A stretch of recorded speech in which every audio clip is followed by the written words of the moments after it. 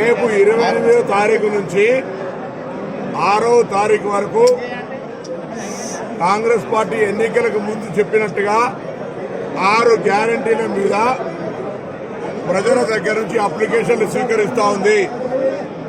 గ్రామాల వారీగా, మున్సిపల్ వార్డుల వారీగా యావత్ తెలంగాణ రాష్ట్రంలో ఈ యొక్క అప్లికేషన్ల సేకరణ జరుగుతూ ఉంది.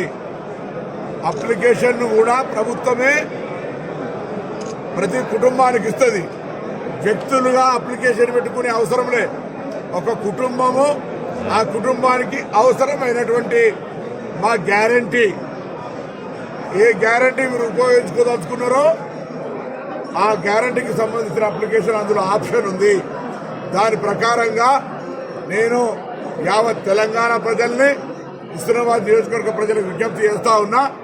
ఈ 6 గ్యారంటీలు మేము ఇచ్చిన హామీ మేరకు 28 నుంచి 6 తారీఖు జరిగే ప్రజాపాలనలో మీరంతా అప్లికేషన్ పెట్టుకోమని కోరుతా ఉన్నా. ఇది కాక మీరేదైనా సమస్య ఎదుర్కొంటే, మీకేదైనా అవసరం అనిపిస్తే, మీకేదైనా ప్రభుత్వ సహకారం కావాల్సి వస్తే దానికి సంబంధించి కూడా ప్రత్యేక కౌంటర్ ఉంటుంది. ఈ అప్లికేషన్గా మాత్రమే పరిమితమై కాదు, దీనికి సంబంధం లేకుండా కూడా మీరేదైనా సమస్య ప్రభుత్వం దృష్టికి తేవాల్సి వస్తే మీ గ్రామానికి సంబంధించుకోవచ్చు, వ్యక్తిగతానికి సంబంధించుకోవచ్చు, సమాజానికి సంబంధించుకోవచ్చు, ఇస్తే ఆ కౌంటర్లో కూడా అప్లికేషన్ తీసుకుంటారు. ప్రతిదానికి రసీదు తీసుకోమని చెప్పి కూడా ఈ సందర్భంగా ప్రజలను కోరుతా ఉన్నా. మేము అధికారంలోకి వచ్చి 20 రోజులైంది.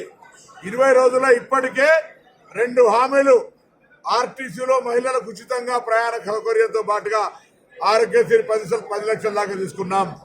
ఇలా మహిళలు ఇప్పటికే దాదాపు 4 కోట్ల మంది 0 టికెట్ల మీద ప్రయాణం చేసినారు. ఇది మహిళా లోకం ఊహించని విధంగా ప్రభుత్వం వచ్చినాక ఎప్పుడో ఒకసారి ఇస్తుందిలే అని అనుకున్నారు. ప్రభుత్వం ఏర్పడ్డ 2వ రోజు 48 గంటలనే అది నా రవాణా శాఖ వచ్చినటువంటి రోజునే ఈ యొక్క కార్యక్రమం జరిగింది. దీన్ని ప్రజలు వినియోగించుకోవాలని కోరుతా ఉన్నాం. ఈ సందర్భంగా కొన్ని సంబంధించినటువంటి రూట్లలో బస్సులు కావాలి, కొంత ఫ్రీక్వెన్సీ పెరగాలి, కొంచెం ఆక్యుపెన్సీ పెరిగింది. వీటన్నిటిని సమీక్షించుకుంటున్నాం. త్వరలోనే కొత్త బస్సులు తీసుకొస్తాం.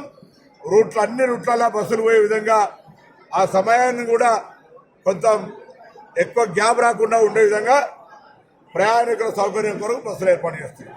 ఇక టీఆర్ఎస్ పార్టీ మేము అధికారంలోకి వచ్చి 20 రోజులు కాలే. ఎవరైనా కొత్తగా పెళ్ళైతే కోడల అత్త ఒక మాట కూడా 20 రోజులు అన్నది. కానీ ఈ ప్రభుత్వాన్ని శ్వేతపత్రం పేరు మీద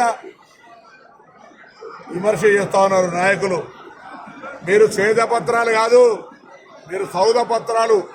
గత 10 ఏళ్ళుగా మీరేమంటారు? తెలంగాణ ఆస్తులు పెరిగినాయి, అప్పులతో పాటుగా ఆస్తులు పెరిగినాయి అంటారు. తెలంగాణకు అప్పులు పెరిగినాయి, కలవకుంట కుటుంబానికి ఆస్తులు పెరిగినాయి. దాని మీద సౌద పత్రం ఇవ్వండి.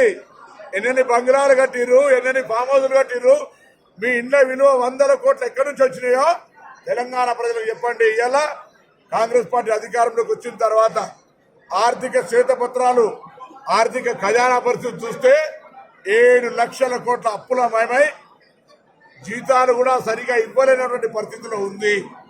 అయినా కాంగ్రెస్ పరిపాలన దక్షతతోటి ఇచ్చిన హామీలను అమలు చేస్తూ ప్రభుత్వ జీతాలని కూడా 1 నుంచి 5వ తారీఖు లోపల ఇవ్వాలనే విధంగా నిర్ణయం తీసుకోబోతా ఉన్నాం. భవిష్యత్తు కాలంలో అది పెన్షన్ కానీ ప్రభుత్వ జీతం కానీ 1 నుంచి 5 తారీఖు లోపల తీసుకోబోయే రోజులు వస్తున్నాయనే మాట ఈ సందర్భంగా మనం చేస్తా ఉన్నా. నేను ఈ సందర్భంగా ప్రభుత్వ ఉద్యోగులను కూడా కోరుతా ఉన్నా. ఈ కార్యక్రమం, ప్రజాపాలన కార్యక్రమం విజయవంతం కావాలంటే మీ అందరి భాగస్వామ్యం కావాలి. ఇది స్వేచ్ఛ. మీకు ఏదైనా ఇబ్బందులు ఉంటే ప్రభుత్వం వినడానికి సిద్ధంగా ఉంది.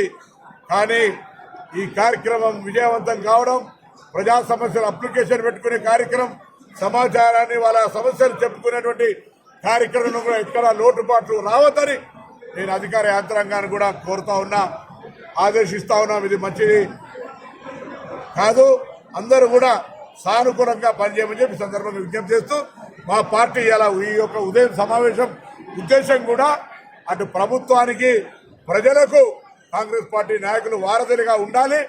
వాళ్ళు ఈ యొక్క ప్రజాపాలనలో గ్రామాల వారిగా పార్టీ కార్యకర్తలుగా భాగస్వాములై ప్రభుత్వానికి సహకారంగా ప్రజలకు అందుబాటులో ఉండే కార్యక్రమం చేపట్టమని సందర్భంగా కోరుతా ఉన్నాం.